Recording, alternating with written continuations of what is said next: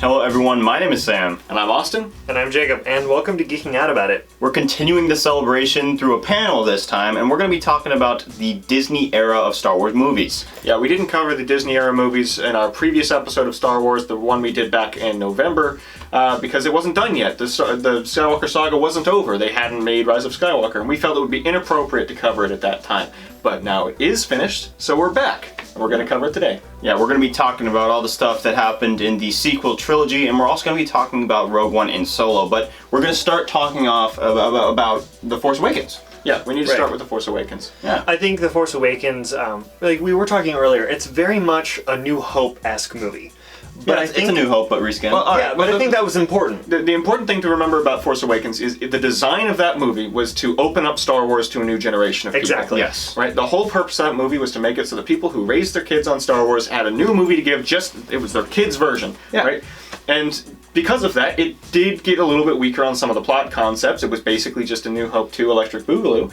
But it did its job. It did its job really well. And that's I think what was the point, is because it was for bringing in a new generation, so you wanted... A New Hope's a great movie. Mm-hmm. It's one of my personal favorites. And so to have that format and to reuse that brings back in a new generation. Yeah, it's the same proven concept of plot, with a few twists on it, and then a new cast of characters. Brand new cast of characters. They're not all just rip-offs of the old characters. Some of them kind of feel that way, but they're not all rip-offs of old characters. Yeah. That's really important for remembering this is the context The Force Awakens was made in. Mm-hmm. And if you think about it in that way, it was a totally successful movie. Yeah. It was very good for what it did. And it still gave us some of those nods to the things that we've grown up loving about Star Wars with re-emergence of characters like Han Solo and Chewbacca. Yeah. So it continued on in the story, and it kept things going. That emotional beat, man, I knew it was coming a mile away. I knew it would happen because I knew Harrison Ford had it in his contract. If he ever came back again, he had to die. Yeah. But,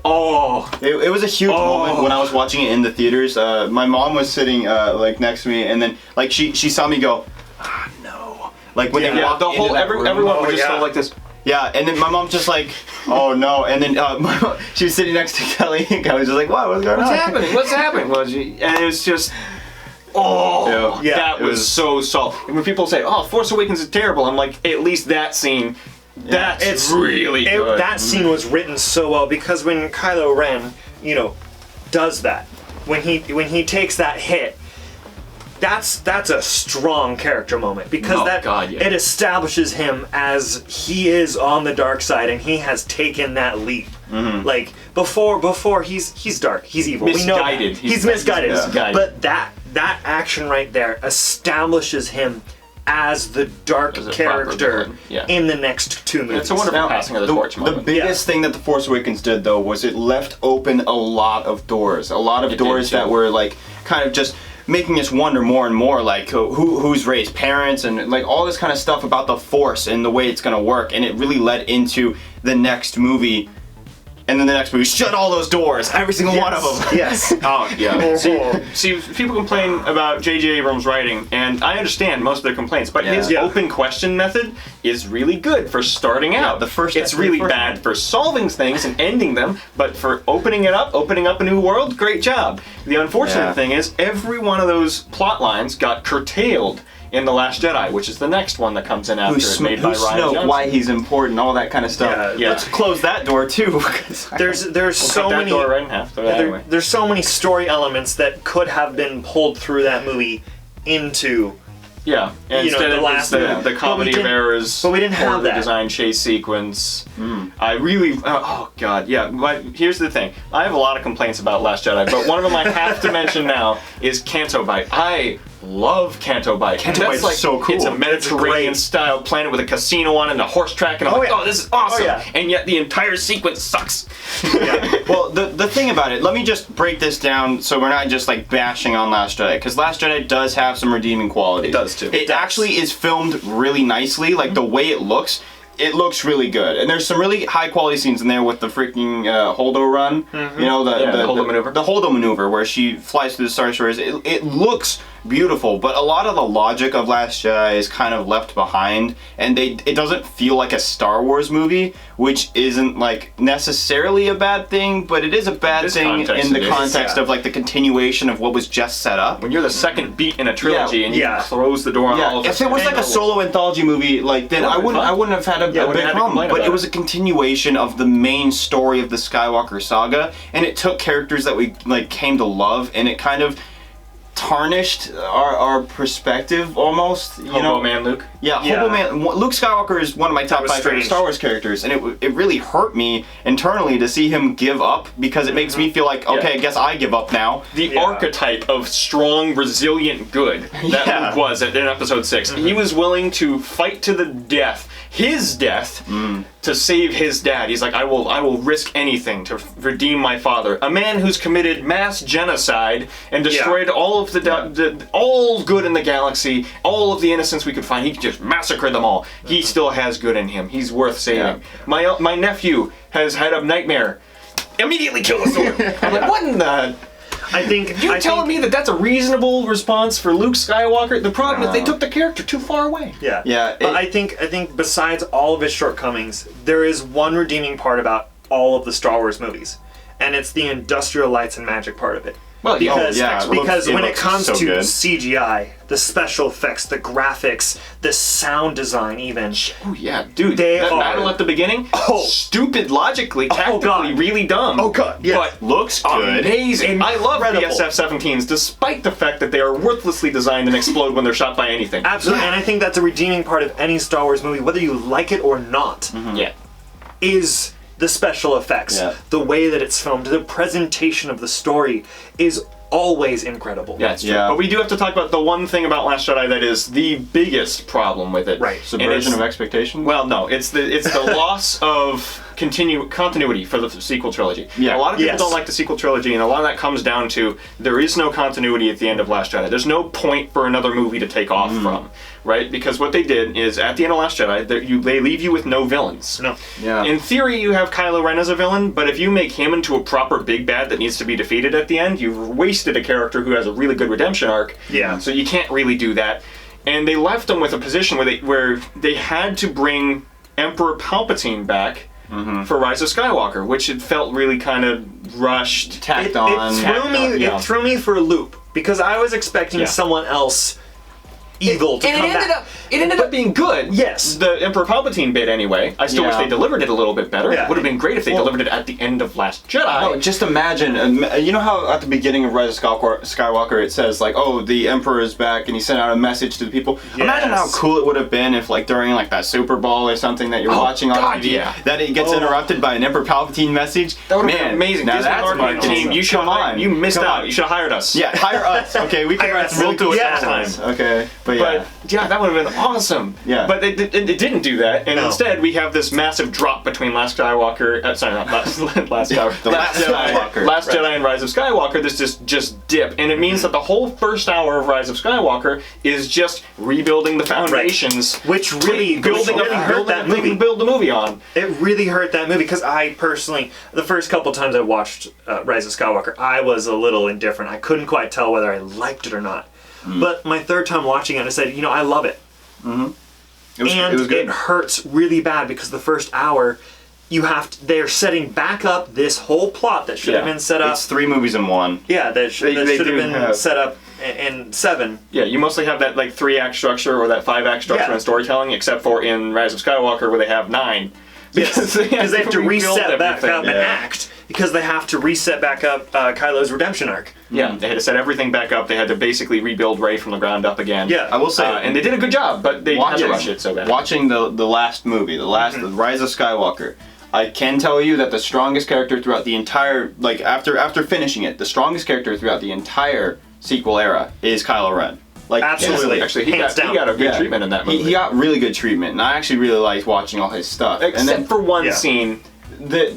Yeah. Okay. So, this is spoiler territory, and if you haven't seen any of the movies we're talking about, to be honest, we should put a spoiler warning at the front of this. There probably will be. Anyway, when this is edited, there'll be a spoiler warning at the front of the whole episode. But that scene where Kylo dies, everyone knew it was coming. Everyone knew. Right? Yeah. Everyone knew, because he had to have a redemption arc, and this man committed genocide. Yeah. Like, he ordered the deaths of trillions of people. An entire system of planets. He has to go, right? And heroic sacrifice is the best kind of heroic redemption that he can get. So I knew he was coming. I knew he was going to die. And it was fine. I was expecting it. But it happened like the that, way it was delivered. Yeah, it was too quick. Was sudden. Well, here, I'm going to describe this scene, okay? So we see Kylo Ren bring back Rey from the dead, and they kind of have this moment of, like, companionship, and they exchange a kiss, but then Kylo Ren all of a sudden just goes, and dies, and then he just vanishes and disappears. Now, what I'm recommending, just personally, what I would have liked to see was him when he's transferring his life energy, because we know how that's what works. Rey describes it as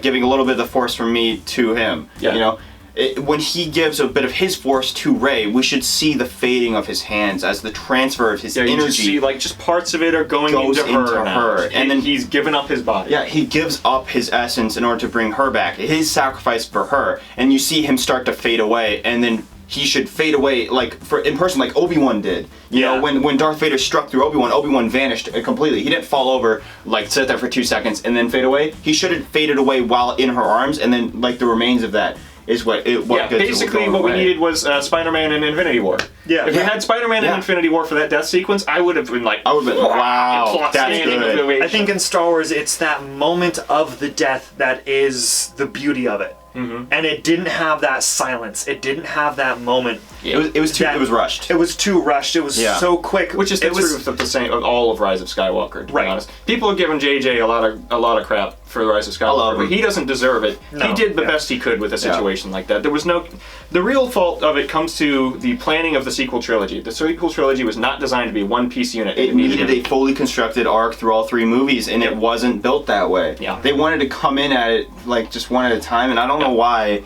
Like, anyways, we should probably move on. We should probably talk about the anthology movies now. Yeah, we should. We have been going for a while. Disney hasn't just left us with 3 strange movies that are supposed to be. No, we got some 2 cool ones, baby. We got 2 great anthology films. There is the thing, right? Rogue One, the first of the anthology movies. People were upset with Force Awakens. A lot of people were like, "Oh, it's just the same thing again." And then Rogue One came out, and all those people were like, "Now we're good." Yeah. That movie was awesome. We should preface this that the Rogue One and Solo are well before.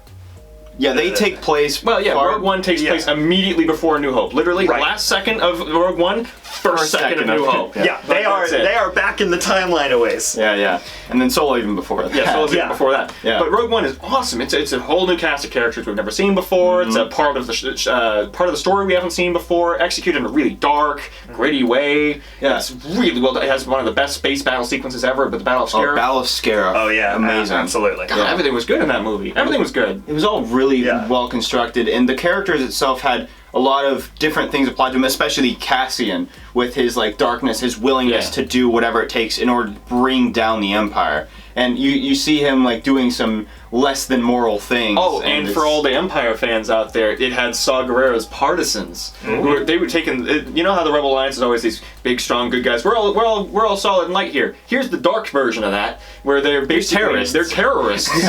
They're walking around in civilian clothing, whipping grenades out and hucking them at Imperials and a column. It's like if you're pro Empire, that was an awesome sequence for you. And if you're pro Rebels, the Battle of Scarif was an awesome sequence for you. Hey, and you're like, man, every part of this is good. The best part about it is that at this point in time, the Empire is a massive rising force. So you see the Empire absolutely stomping these guys. So even in the Battle of Scarif, where we see the Rebels doing their last-ditch efforts in order to get the Death Star plans and all this kind of really fun stuff, you do see them all getting picked off, and the Empire is actually going to win this because they're killing and you know that they're only fighting to get this one thing out of here because the fleet is gone. When it goes in, they knew they were dead. Like the ground team, no one expected to get out of there, and they accepted their deaths, and it was awesome. It was like it was fighting for sacrifice. It wasn't fighting for victory because they couldn't possibly win. And let's not forget K2SO, the best droid. I love Alan Tudyk. I've loved him this entire time, and that droid is awesome. Now, there's one more thing before we move on to Solo that I want to address in Rogue One, and that is the Darth Vader hallway scene. Yeah. Oh my gosh, that is the coolest lightsaber scene. Good job ending that movie. We were like, how are you going to end that movie after that wonderful bit? And it's that. That's how you end that movie. Yep, that's so dramatic and intense, and it was perfect. So perfect. Yeah, and we do have to move on though to let's talk about Solo. Let's talk about Solo. Solo is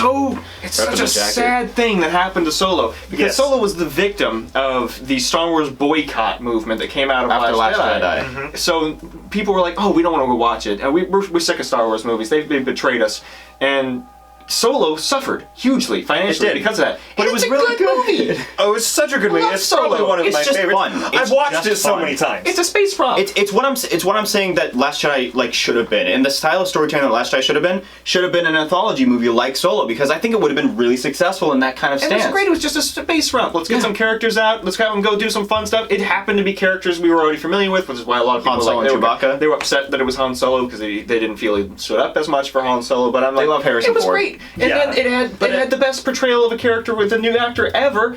Freaking Lando Calrissian, played by Donald Glover. Yes. In that movie, Lando became I already loved Lando. Billy D. Williams did a fantastic job. I'm not putting down Billy D. Williams. No, I love him. And this movie just made me like Lando even more. I was just watching it going, Lando's in my top 5 It's a Lando movie. It's a Han Solo movie. It's a Lando movie. Yeah, let's rename it Calrissian and let's get going. Calrissian. But I think in Solo it was really good because it established more history.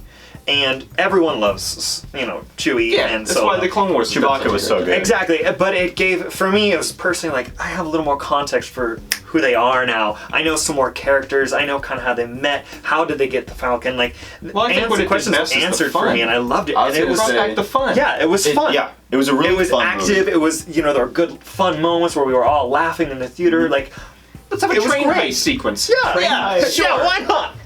Yeah, let's have a space train.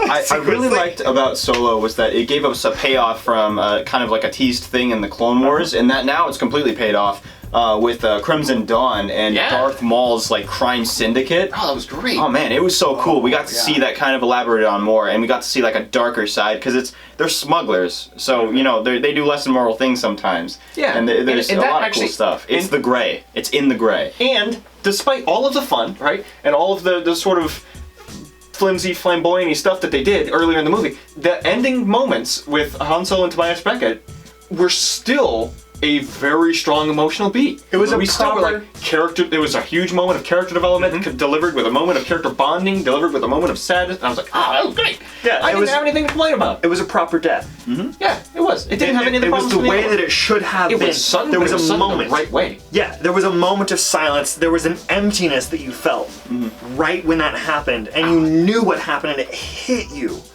Yeah, and it was still surprising too. It was great. Now, I'm gonna start wrapping this thing up. We have to. I am looking forward to seeing what the Disney continues to do, because we got a new world coming in, the High Republic. Oh yeah, the new book series coming in the High Republic. Oh, we don't even have time to talk about that in the celebration. No, we don't really have a lot of time. We might try to squeeze it into the last episode. We might squeeze it in the last one, but we got the High Republic. That's going to be this new world that we're coming into. So we love Star Wars here, and we're going to continue the celebration with one final kickoff.